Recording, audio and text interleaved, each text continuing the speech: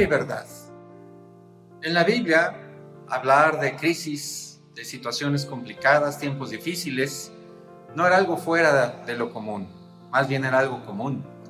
La Biblia registra en diferentes momentos, desde el inicio en el Pentateuco hasta el final, un montón de problemas, situaciones difíciles, crisis por las cuales el pueblo de Dios tuvo que pasar. Recordamos, por decir algunos, la caída de la humanidad con Adán y Eva, que esa fue una tremenda crisis universal de la cual seguimos pagando las consecuencias. El hambre que azotó a los hijos de Jacob y sus familias con la historia de José el Soñador, la negación del faraón de dejar salir a los israelitas de Egipto, el viaje de 40 años por el desierto, todo lo que pasó en la época de los jueces con la falta de dirección que hubo y los problemas, cuando el pueblo demandó al profeta Samuel por un rey, brincándose el plan original de Dios, el desafío de Goliat y más problemas y situaciones con Salomón, con David, con la conquista y el exilio de los reinos del norte y del sur, el regreso, luego en tiempos de la iglesia, la persecución, las divisiones, las falsas doctrinas, etcétera, etcétera, etcétera.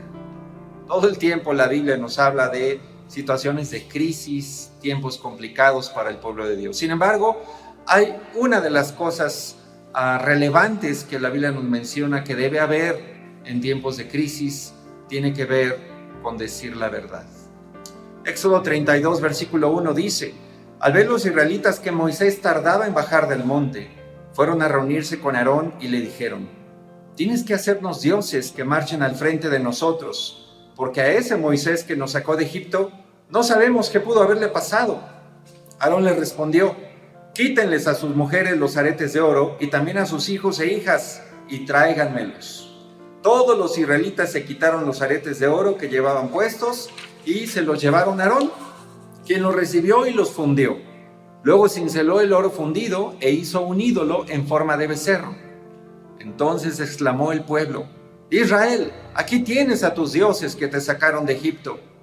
Cuando Aarón vio esto, construyó un altar enfrente del becerro y anunció: mañana haremos fiesta en honor del Señor.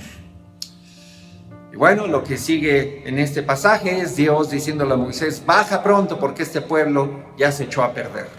¿Qué vemos aquí? Una crisis en el pueblo de Dios, una de tantas. La incertidumbre reinaba, Moisés no aparecía y el futuro de repente estaba gris. ¿Qué fue la reacción del pueblo?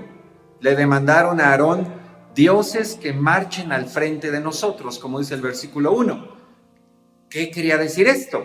Ellos estaban buscando sentirse seguros, estaban buscando protección, se estaban desesperando.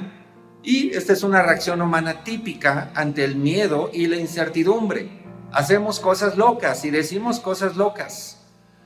Pues puedes pensar, por ejemplo, en nuestro vecino del norte, los casos recientes de envenenamiento que está habiendo por personas que están tomando líquidos para lavar, desinfectantes o limpiadores, porque su presidente dijo que tal vez era una buena idea para protegerse del COVID-19. La gente hace cosas locas en tiempos de crisis. Los tiempos de crisis también exponen nuestras más profundas necesidades: el apego a lo material, el amor al dinero, la falta de relación con Dios, los lazos familiares débiles y más situaciones que seguramente en tu propia vida has visto algunas en estas semanas.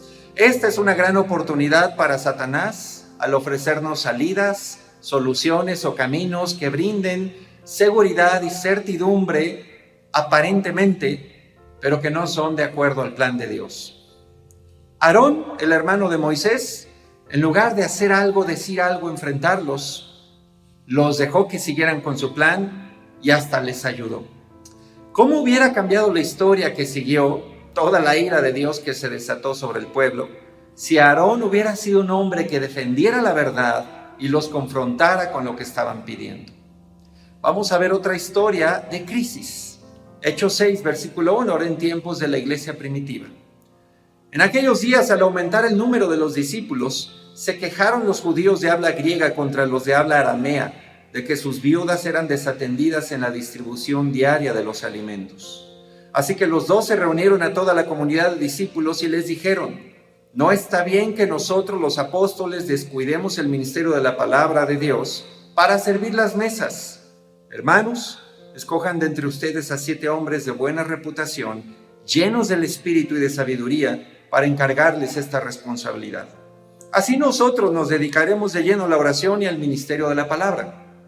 Esta propuesta agradó a todos en la asamblea y escogieron a Esteban, hombre lleno de fe y del espíritu, y a Felipe, a Prócoro, a Nicanor, a Timón, a Pármenas, a Nicolás, un prosélito de Antioquía.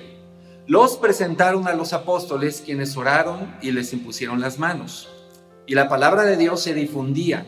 El número de los discípulos aumentaba considerablemente en Jerusalén e incluso muchos de los sacerdotes obedecían la fe. Otra situación difícil, algo pequeño que pudo haber tenido grandes implicaciones. Un pleito entre convertidos al cristianismo de origen judío de Palestina, de habla aramea, con convertidos al cristianismo que habían sido judíos, pero de lo que se conocía como el mundo helenístico, o los judíos de la dispersión, que venían de todas partes del Imperio Romano, pero que no eran de Palestina. Había fuertes divisiones sociales por esto, y esto pudo ser un problema grave, y querían que los apóstoles resolvieran esto. Pero bueno, ¿qué dijeron los apóstoles en el versículo 2? No está bien lo que quieren que hagamos. No está bien esto. No vamos a dejar nuestra misión para terminar siendo administradores de un banco de alimentos. Y al contrario, propusieron una solución bastante espiritual, bastante sabia. A todo mundo les agradó. Oraron, siguió adelante la iglesia y el resultado fue la palabra de Dios se difundía. Mucha gente siguió convirtiéndose y hasta los sacerdotes obedecían la fe. ¿Qué fue la diferencia? Los apóstoles no tuvieron miedo a la gente, no tuvieron miedo a cómo reaccionara, no tuvieron miedo a que empezara una rebelión o una división. Más bien, dijeron la verdad y ayudaron al pueblo de Dios a obedecerla. Eso es lo que tenemos que hacer en tiempos de crisis. Y esto me recuerda, para terminar, Efesios 4:15, que dice: más bien, profesando la verdad en el amor, debemos crecer en todo hacia Cristo, que es la cabeza del cuerpo.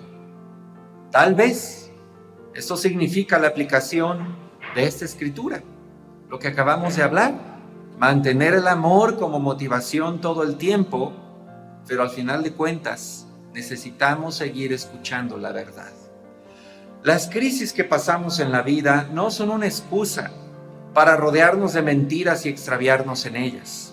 Aquellos que dirigimos y pastoreamos a otros tenemos la gran responsabilidad de siempre decir la verdad a los demás.